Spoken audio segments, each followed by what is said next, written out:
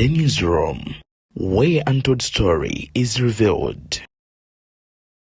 Omubaka Lutamaguze Samakula avudde mu mbeera n'atabukira Katikkiro Charles Peter Mayiga n'amuyisaamu eggaali n'amugamba twagala kabaka waffe tubanja kabaka ono nno asabye essaala enkambwe era n'obubaka obutukambwe ennyo nnyini ddala bwasidikidde Katikkiro Mayiga kwoteeka abataka abagenda mu maaso n'okubeera nga beesulireyo gwa Naggamba ku mbeera y'abeene gy'agenda mu maaso n'okubeera nga ayitamu okadde kaneeno kennyini. Ebigambo bya Lutamaguze si biwoomu yadde akamu n'akeddagala byonna ngenze mu maaso n'okubeera nga ate imbikuleetera. Kakati n'omubaka Nyeko Derrick ono gwe bagamba nti poliisi bwe yagenda mu maaso n'okubeera nga ekola save n'okutinkula mu maka ge baasangayo engatte y'amagye n'ebirala n'ebyambalo by'amagye. Avuddeyo n'ategeeza nti kino kye muliko mukyali kukituuza naye ekigenda okujja kigenda kubeera nga kisinga ku kiri e Kenya. Gashumba ebigambo bino abiwakanyiza wabula ate n'omubaka wammwe eyagenda mu maaso n'okwegabanya akasente komishona wammwe wa NRM avuddeyo n'ategeeza nti ensimbi zino kituufu nazitwala era twazirya wabula nazizzamu mmwe abalonzi kati mmwe muba mu mbuuliro oba mu nsuula oba mu ndeka n'ebisinga waawo byonna embikuleetedde. Omukotu gwa Beyond the Newsroom nzeddeni akuweereza nkusaba video eno gimpereka like etambulidde leetuuke n'ekwoyo omulala yandiyagadde ogenda maaso n'okubeera ng'agifuna ate Sheikh Ashraf Dembe musomi w'edduwa agenda okubeera ng'akuyamba ebizibu ebikutawanya mukubireko simu esembi y'okuminemu ku screen ajja agenda maaso n'okubeera nga akukolako butereevu nnyo nnyini ddala. Kaakati nno ebigambo bya Honorable Lutamaguze Samakula biibyo byerabireko.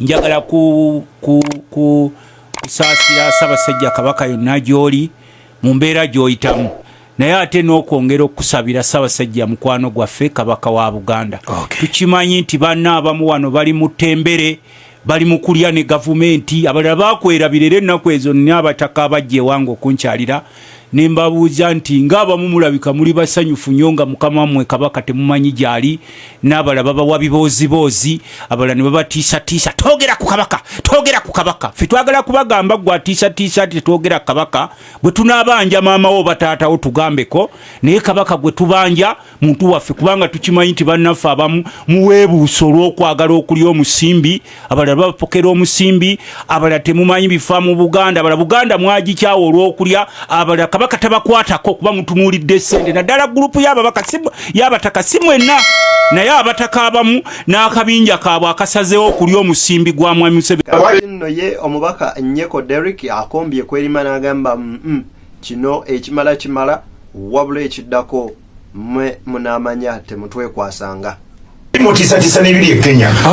Kubanga wano tukimanyi nti ekiseera kyonna ate kigenda kwawukako n'ekye Kenya kubanga fe wano omuntu bamugize nnyo kigenda kwawukana nnyo omuntu w'anaanyiiga agenda nyiiga omulundi gumu nga tayagala kudda mabega naye ate twebaza ne pulezidenti wa Kenya kubanga yabadde wanjawulo ono waawano era ne baminisita be babadde ku mpewo nga bajeregereza nti gwe nokkiriza ebintu novayo n'ogamba nti bajeti yange eya pulezidenti bagisaleko novayo n'ogamba nti ne paliamenti bagisaleko emiwendo gikendeere bannakenya babadde serious ku bintu bye baagala ekisooka financial bill ekoleki eddeyo ekyokubiri okwegala okukolesa obubi ensimbi y'omwe w'omusolo Generation Z bavubuka batone wano yenno Frank Gashumba agamba ekigambo kimu kyokka nti biri e Kenya birala naye abaana bawana bali mu kuzina hozambe tebasobola agenda maaso na kubeera nga benyigira mu kujjako nakyemalira eyalwana mu nsiko. Obubi ensimbi y'omwe w'omusolo Generation Z bavubuka batone wano we banyigirizibwa tewali mirimu bazina zambe bazina ki bali mu zambe bali ku TikTok. Generation esula mu night prayer tejjako government. Generation ebeera mu sports betting tejjako government. Generation abasambi ba Europe bonna tejjako government. Ekiraka nfembeyo ku nsonga eno President Yoweri Museveni oyo I've tried to study Yoweri Museveni a lot. Era ndi mu kunoonya abantu abasinga beerina abo mu nsiko. Actually I'm writing a book. Yoweri Museveni the great. Yoweri Museveni. Yes. Abantu yali nabo mu nsiko. Omanyi kye yakola between 1980 and 86 yateekawo embeera nti alina sente n'atalina temusobola kucakalya mu Kampala. Daawo n'ofuluuta omanyi banywa walagi ne bali embizi ne bali emmamba ne bali omulondo ne bazina zambe ne bagamba mu ebiri Kenya bisoboka wano tekisoboka kino kibagamba kubanga ffe twakigezaako sigumu sebiri sesatu ebisoboka tekisoboka akegugungo kekayunga kayamba President Yoweri Museveni 2009 yes 2021 okwekalakasa ye buli ekiberawo kimuyamba kimuyigiriza ekirala tewali society enywa mwenge 24 hours ejjako gavumenti teriyo bannayuganda banywa omwenge okuva mu nnyonyo paka bulindo from kisolo kywaluwa from kweni kyotera bali mu kunywa myenge tewali generation esula mu night prayers ejjako gavumenti badde wano ntinda ku lwomukaaga sawa mwaka wongezi nga buli kabaala kosobola okulowooza kakubyeko nze ngamba bamulowooza nimba njala tutambula e Kampala mulaba abantu bye banywa omwenge abanywa champagne banywa black label banywa gine emyenge gibero ne baginywa tasika ne bazinywa ne banywa kurudi waragi ne bali embizi ne bali mamba ne bali buli kyonna ne badeka ne bebaka kumacha ne bakera bali akatogo kumacha kati bali mukulya akatogo sawe kumusanvu bali mugenda kwena mu nsaniya bagala kujaga kyekiriyo kankubulire wana abantu mutwalo gumune gwekalakasa police ba managing 10,000 people yes omutwalo we gujja UPDF evaayo bwebawera million UPDF joining abekalakasa. Now the question is ani alina capacity okumobilizing abantu 1 million. Kakati no ye omukulembeze w'eggwanga erya Kenya William Samoei Ruto avuddeyo n'ategeeza nti bagenda kukwata buli eyenyigira mu kwekalakasa abayingira parliament n'abalumba ekitongole oba ekitongole ekiyimiridde kyokka ekyobulamuzi bagenda gena maaso n'okubeera nga babassa mu. You cannot commit crime and get away with it. Those who attacked parliament are on CCTV. Those who attacked the judiciary are on CCTV. Those who attacked everywhere, those who destroyed people's shops are on CCTV. Many of them are on the run, but we will catch them. Similarly, Your Excellency. Similarly, Your Excellency. Similarly. So to your question, so the police are at it because if we don't deal with impunity, we will not have a country. Ye omubaka wamwe agambye nti enguzi kituufu Nigeria naye akasente kadda wamwe. I received the money and I gave it to the people. I want to tell you I had all the liberty to use that money for my personal gains, but I didn't do that. I gave that money to the people because I know how important my people are. And let me tell you, I have never picked any money or stolen money. This is money that came from Ministry of Finance and it went to my account. So I had all the liberty to use it for other things, but I got that money and put it in the community and it is doing great wonders. My women are getting a lot of money. When you consult most of the women, they have really gotten money in their saving and they are developing in that.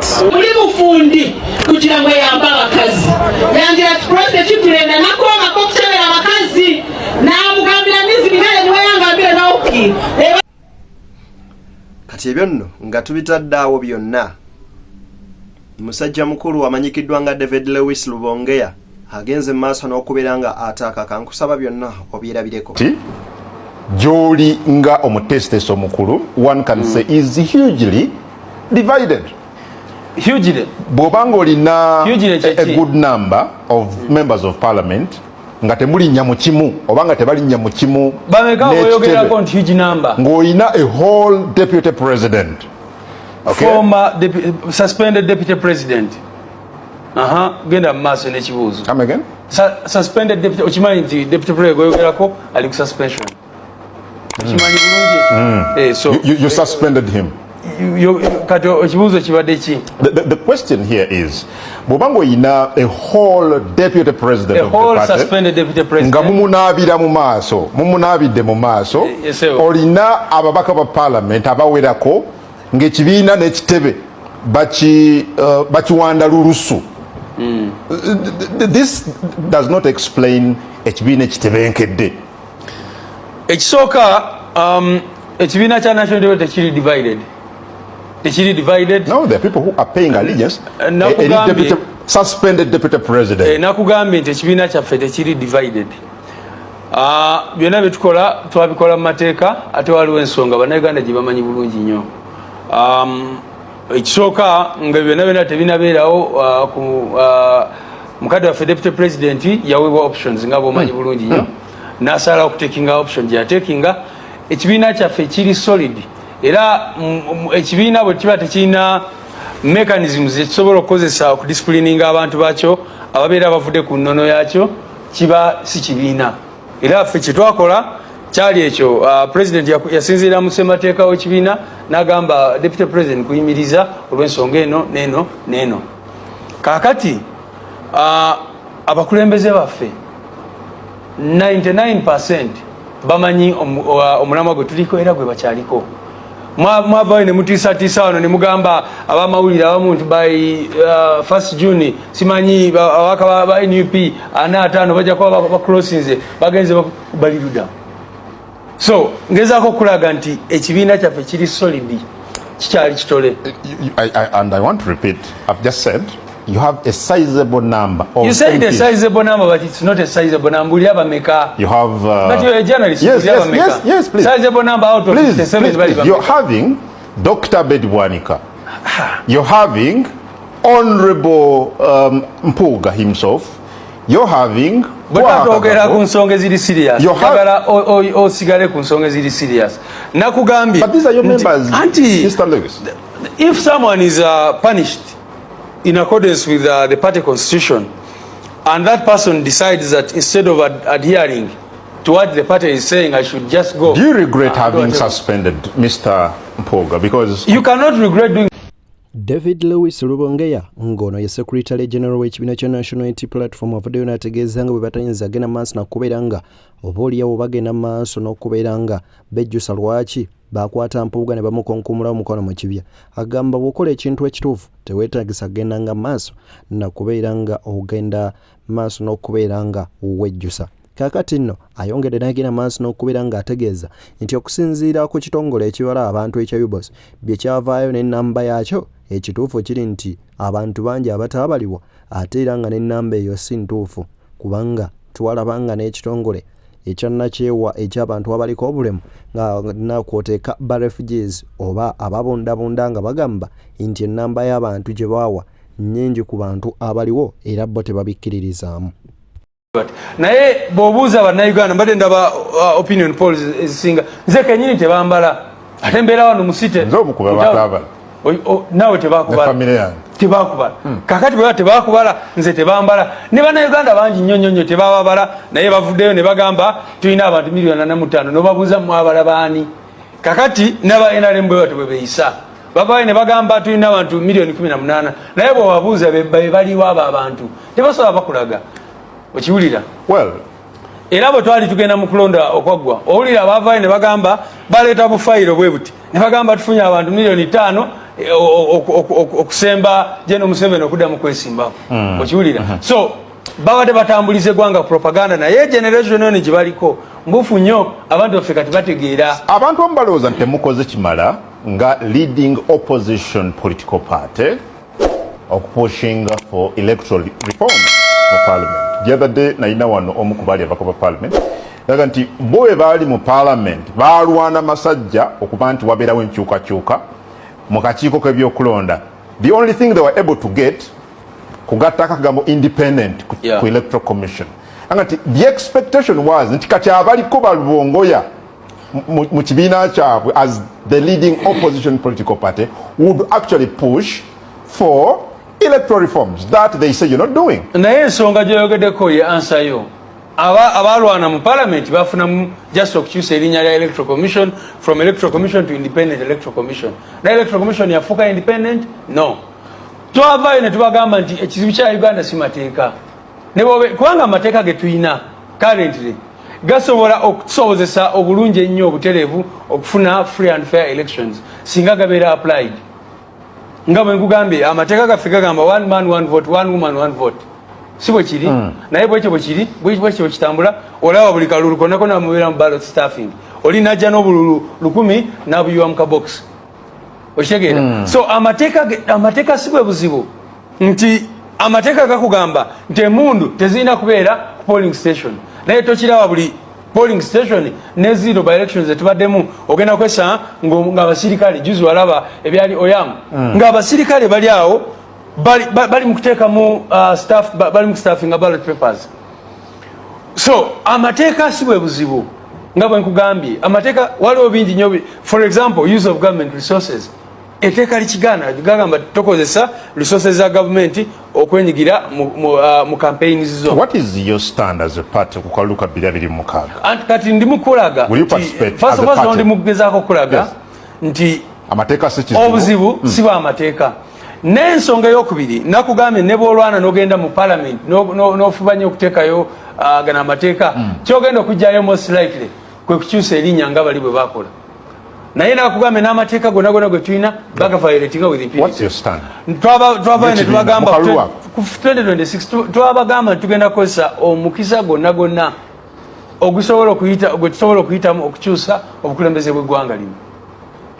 Twabagamba tugenda kukozesa all means possible. Kyova oluusi tuorganizing a protest, oluusi tuvayo ne tukunga abantu ne tukola nationwide tour ne tukola mobilization ne tukola ki okulonda bwe kuba kutuuse nga bano abantu bakyaliko tujja kwetabamu butereevu naye ng'ekigendererwa kyaffe nga kyakukwala buyinza ng'ekigendererwa kyo si kyakula temulina somi kimugenda kulangirira ekigendererwa kyaffe mu byonna bye tukola kyakukunga bannansi okuvaayo okwerwanako buli process yonna yonna gye twetabamu kyekigendererwa kyaffe kubanga ekyo kikirizibwa ssemateeka bw'osoma ennyingo ya kusatu article 3 bw'osoma ennyingo ya 29 bannayuganda balina okuvaayo ne beerwanako fe omulimu gwaffe gwakubakunga. Njagala nkulage ebiri Kenya babadde balina revolution ne bagamba nti eri leaderless eri tribeless eri partyless eri ki naye bw'olaba we batuuse tekivudde out of the blue. Waliwo abantu abaze bakizimba okumala ebbanga nga bagezaako okuraisinga civic awareness nga bagezaako okutegeeza abantu nti obuyinza buli mumwe. Tujja kujja Kenyawo mwebale genda maaso n'okubeera nga mugoberera omukutu Beyond the Newsroom. Nzedde niyo akugamba nti subscribing o liking o sharing buli kadde kimukola kya mwendo mungi. Ssaabasajja Kabaka Magulu Nyondo kyukyuluko masenta wetwa Baffe Wangaala akumata kuumira mpeera mubeere bulungi bana ba maama tusinkane Mungu ng'asiimye.